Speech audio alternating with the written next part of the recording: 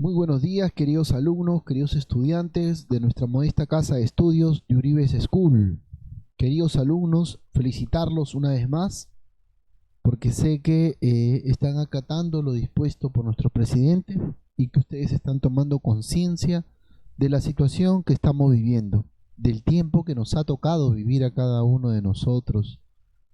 Estamos expuestos e inmersos a padecer, sufrir y estar nuestra salud condicionada a esta pandemia. Queridos estudiantes, queridos alumnos, de todo corazón, hoy les digo y los felicito a cada uno de ustedes y también a sus padres, porque sé que se están sumando a acatar lo dispuesto, a poner cada uno de su parte en querer buscar las mejoras en cada uno de sus hogares a través de lo dispuesto. Desde ya es un padre comprometido, un estudiante comprometido, no solamente con su institución educativa, sino también con su sociedad, poniéndose también en el lugar de manera empática, de manera asertiva, ante la labor que están haciendo muchos médicos y enfermeros en cada uno de los establecimientos de salud.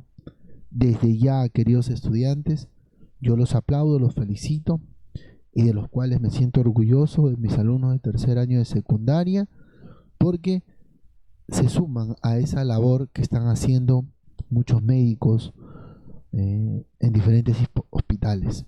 Queridos alumnos, nos ha tocado un nuevo tema y tenemos que continuar. Hemos preparado una clase importante para los alumnos de tercer año de secundaria. Estamos viendo el siglo XIX, siglo importantísimo porque se están dando una serie de convulsiones, por así decirlo. Convulsiones en el sentido de que se están arrojando una tras otra, una convulsión, algo brusco, algo rápido durante el siglo XIX. El sistema político, la visión económica, las cosas están cambiando. El antiguo régimen está siendo desfasado, está tratando de dar sus últimos aires, sus últimos suspiros, de decir aquí estoy, pero no es así. Este antiguo régimen se está despidiendo prácticamente y están surgiendo nuevas ideologías ante eso. Los protagonistas de estas ideologías van a ser los burgueses, el pueblo y la nueva clase del proletariado, o sea, la clase obrera en la que va a surgir acá, clase que va a negar las nuevas organizaciones. Después de la caída del antiguo régimen, los estados van a ir posicionándose, ¿no? Y van a ir cogiendo esas ideologías, esos pensamientos de estos filósofos, ideólogos que prácticamente dan la base de una organización política de un estado, de una nación, ¿no? Que el poder no debe recaer en una sola persona. Van a surgir términos importantes como el amor a la patria, la nación, el socialismo, el anarquismo, pensamientos ideológicos que van a llegar a la cúspide de los pensamientos en la sociedad, ¿no? Entonces estamos viendo un panorama en la cual que se está viviendo cambios bruscos, ¿no? En cuanto a pensamiento, en cuanto a organización política, en cuanto a una realidad que va a fijar las bases de la nueva Europa que vamos a conocer. Estos pensamientos van a dar paso a las grandes unificaciones y van a modelar el mapa de Europa. Todavía no hay una Italia, todavía no hay una Alemania, todavía no existen regiones o estados o reinos, ¿no? Por así decirlo, que no lleva el nombre de país, somos el país de Italia, no, que tienen un vínculo en común, o sea, algo en común, por ejemplo, el lenguaje, la religión, el espacio, que yo vivo acá, tú vives allá, eso los une, pero todavía no existe. Estas ideologías y pensamientos le va a dar paso a la sociedad, al surgimiento de una clase obrera, la clase del proletariado, va a dar paso a las primeras huelgas, a las primeras manifestaciones, ¿no? Se van a presentar situaciones importantísimas que van a definir cómo se va a ver Europa de aquí en adelante. Es importante también entender de que Estas son las bases para el surgimiento de estas grandes unificaciones, tanto la de Alemania como la de Italia. Ambas importantes porque modelan el mapa europeo, como se dice.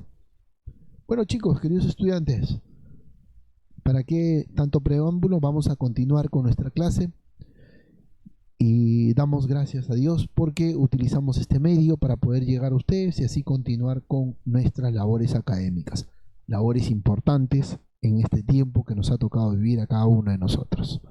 Quien les habla, el profesor encargado del curso, Jesús Narro Vázquez, de nuestra modesta casa de estudios de Uribes School. La clase pasada, en vivo, hablábamos del socialismo, ¿no? Tras la caída del antiguo régimen, grandes ideologías surgen en el siglo XIX. Estas ideologías fueron el liberalismo, que ya hemos hablado, el socialismo, que ya también hemos hablado. Nos faltaría hablar el nacionalismo y el anarquismo, dos importantes ideologías que determinan, como se dice, el pensamiento de los grupos sociales de aquí en adelante. Dos ideologías, una de ellas que es el anarquismo, que va a estar en contra del socialismo prácticamente, ¿no? El anarquismo va a ser un poco más radical en este caso, y van a debatir mucho con Marx, Bakunin, los representantes del anarquismo van a debatir muchísimo, van a estar en contra de Marx, de decir no, que el anarquismo no quiere saber nada del Estado, no quiere un Estado, ¿no? Muy a pesar de eso, el socialismo permite grandes variaciones, permite pues que la administración económica de las riquezas, las divisas, pues prácticamente las administra también el pueblo. El anarquismo no quiere saber nada del Estado. Rompe con todas las estructuras democráticas y sociales. Rompe con todo eso. Y por otro lado tenemos al nacionalismo, prácticamente otro pensamiento ideológico que surge a raíz de la base de la nación, ¿no? De todos, del pueblo, del terruño, de la tierra en el cual estamos, la tierra que nos vio crecer, nacer. Importantes términos, ¿no?, que surgen en este caso. Esto va a dar paso a nuevas situaciones económicas. Dos, va a haber migraciones durante este tiempo, es donde migran las personas muchísimo, ¿no? En búsqueda de un mejor. Punto número 3, que se está, ¿no?, del trabajo de la agricultura se está pasando a un trabajo de la industria y se está dejando de lado muchísimo la agricultura, ¿no? La industrialización va a ser parte de esto, ¿no? Esta primera revolución industrial prácticamente es el empuje del cohete para pues que los países se industrialicen. Y por otro lado estamos viendo espacios donde como se dice en Europa, se están posicionando los grandes partidos políticos, las grandes ideologías que están determinando el dominio de la nación, el dominio de un determinado espacio en la sociedad. Entonces, el siglo XIX es testigo de la formación ideológica y de los nuevos regímenes que se van a suscitar en Europa. Bueno, vamos a continuar, queridos estudiantes, no sin antes recordar cuando hablábamos de socialismo, ¿a qué nos referimos?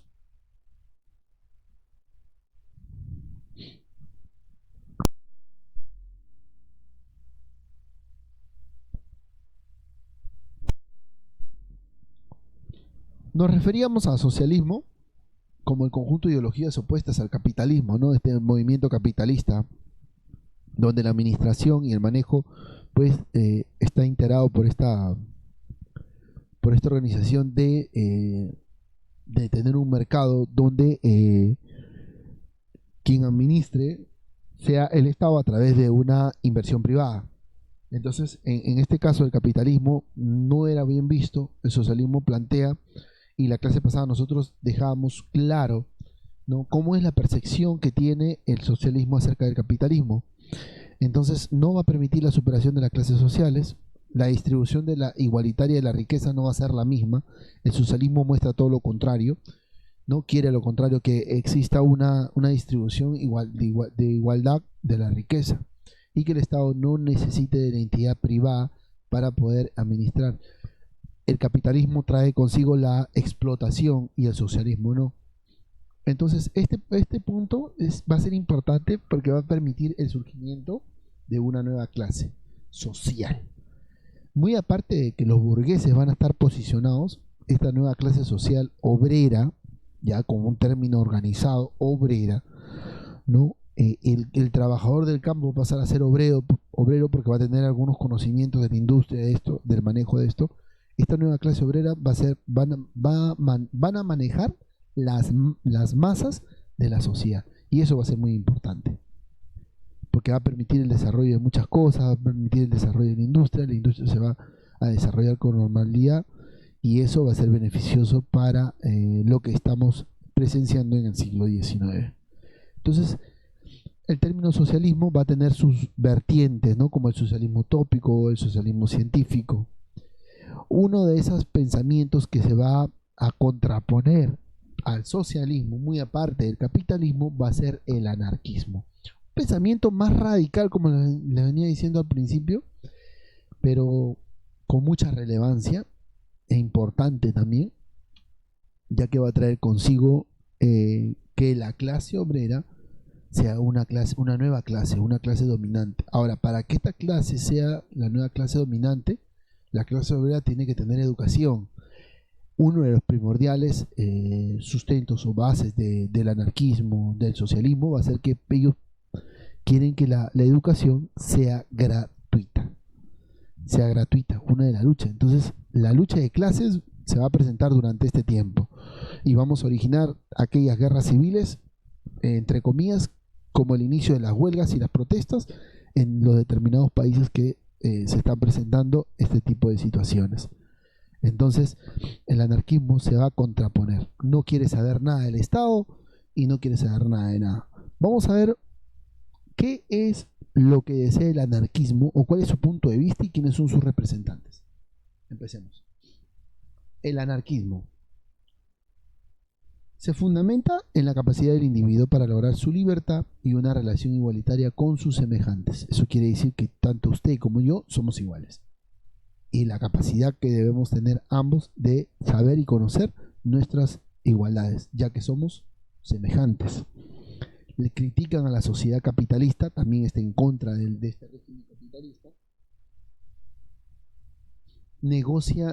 Niega al Estado como tal, y él desea la abolición de la propiedad privada. Tiene algunos aires de socialismo, pero si ustedes notan, tampoco quiere saber nada con el Estado, muy diferente como el socialismo, ¿no? El socialismo quiere que el Estado trabaje con el pueblo y que en ambos se repartan las riquezas de lo que se logre.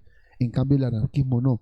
Niega al Estado porque no quiere saber nada del Estado, ¿no? Y se suma a lo que también hace el socialismo, la abolición de la propiedad privada y el rechazo a toda política de partidos políticos, porque prácticamente los partidos políticos surgen y dominan, como se dice, la democracia, dominan X cosas en el Estado.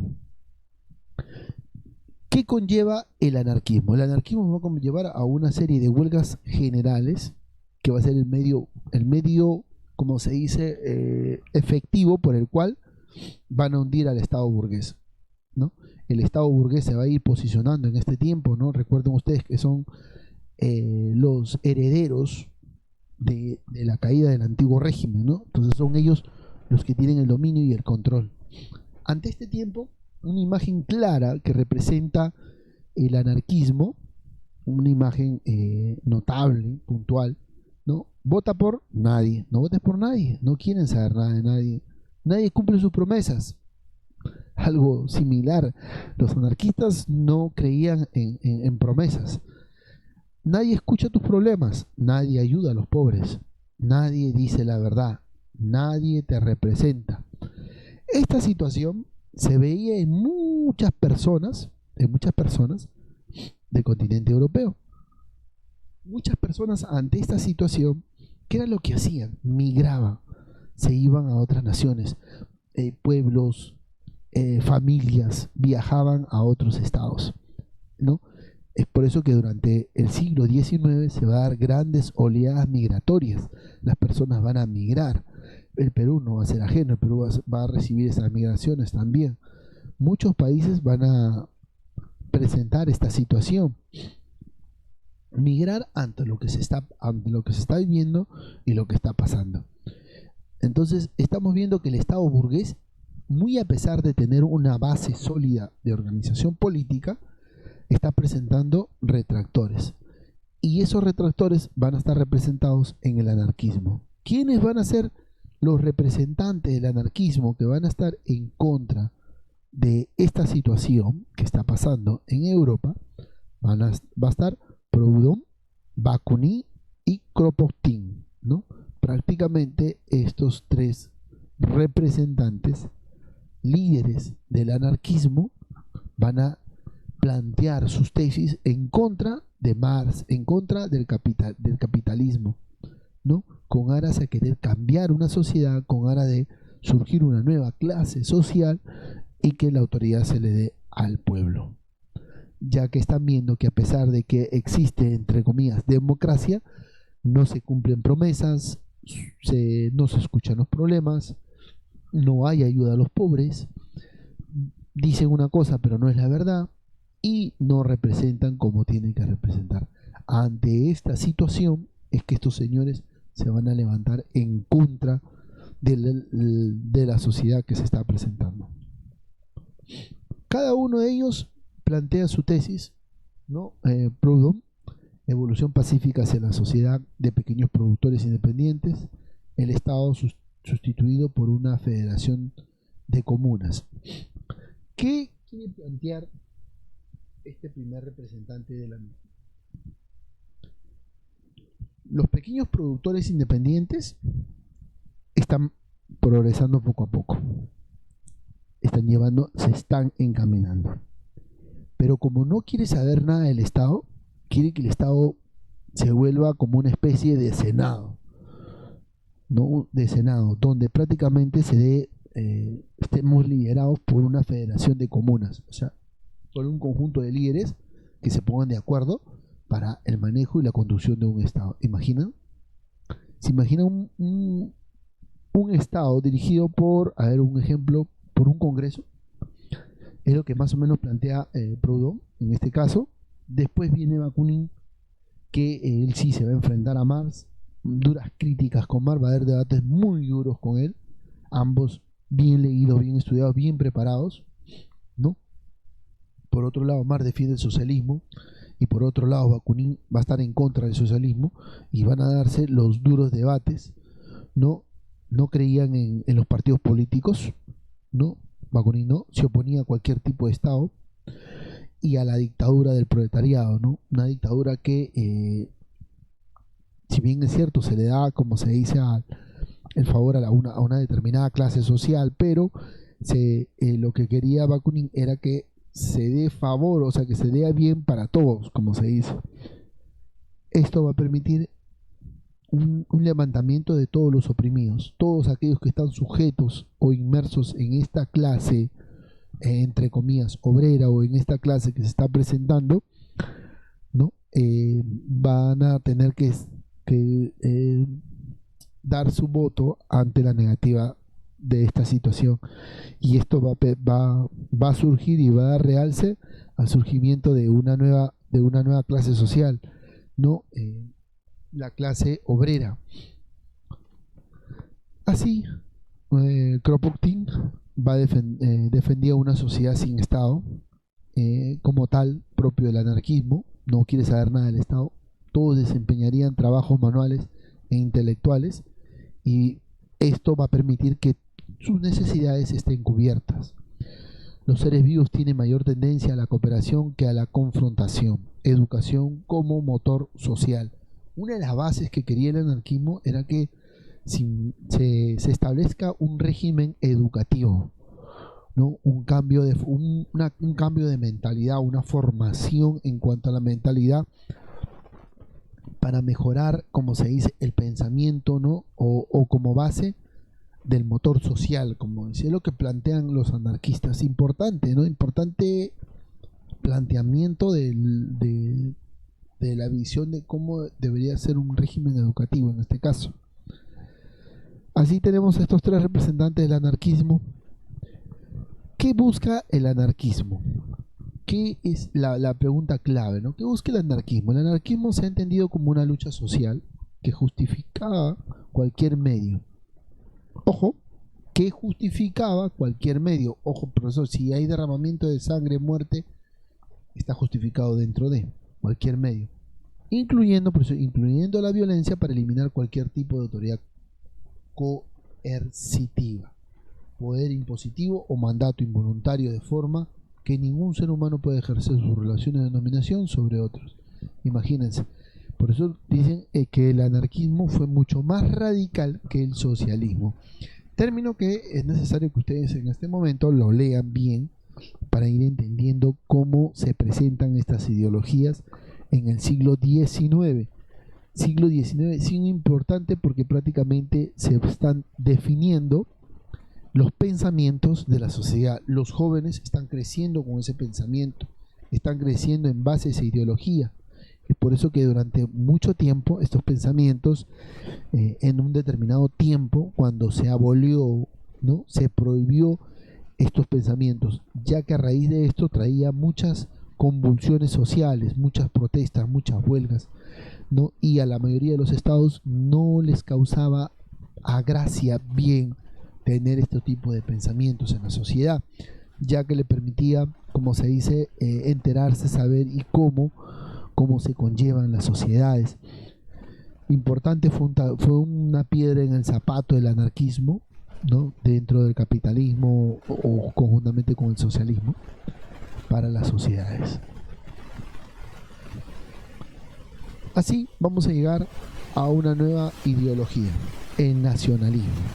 El nacionalismo es una ideología y movimiento sociopolítico, ¿no?, que también surge en base al concepto del moderno, de lo que es el siglo XIX, el término nación, ¿no? ¿Qué es la nación? Nación son el conjunto de personas que tienen un vínculo en común, ¿no?, que nacemos en un determinado territorio, que tenemos un mismo lenguaje, un idioma, ¿no? Y eso nos da que lo propio de la edad contemporánea. En las circunstancias históricas se llamada era de las revoluciones. Era importante, ¿por qué? Porque se da la revolución industrial, se da la revolución burguesa, se dan las revoluciones liberales, que son las bases, como les decía a un principio, de las unificaciones de los estados, o sea, de la formación de cómo se va a modelar Europa. Es importante entender que el nacionalismo, el amor a la patria, el amor al terruño, siempre estuvo presente en cada una de las luchas para defender su territorio, ¿no? La acción de ese amor al terruño te hace a ti actuar, a defender tu territorio, y eso pasaba, ¿no? Es por eso que se da una revolución industrial, una acción al amor a su terruño, la revolución francesa, la revolución burguesa, ¿no? Los temas que hemos estado viendo anteriormente, como la independencia de las 13 colonias, también es importante porque son los movimientos europeos que se brindan en base al pensamiento nacionalista. Eso quiere decir de que desde fines del siglo XVIII el nacionalismo agarró un despegue de otros estados, ¿no? El amor a la patria, al terruño. Puede designarse al sentimiento nacionalista y a la época del nacionalismo, se podría decir en pocos términos, pero como tal, queridos estudiantes, es necesario entender que esta ideología también se posiciona como tal, ideología que quiere no una democracia, una organización social, una estructura política como tal, ¿no?, que si bien es cierto quiere no se desliga del Estado, a lo contrario, tiene un vínculo con el Estado, ¿no?, ya que uno depende del otro, la sociedad depende del otro. El pensamiento ideológico del nacionalismo permite cimentar la base de una estructura social, una nueva estructura social, ¿no?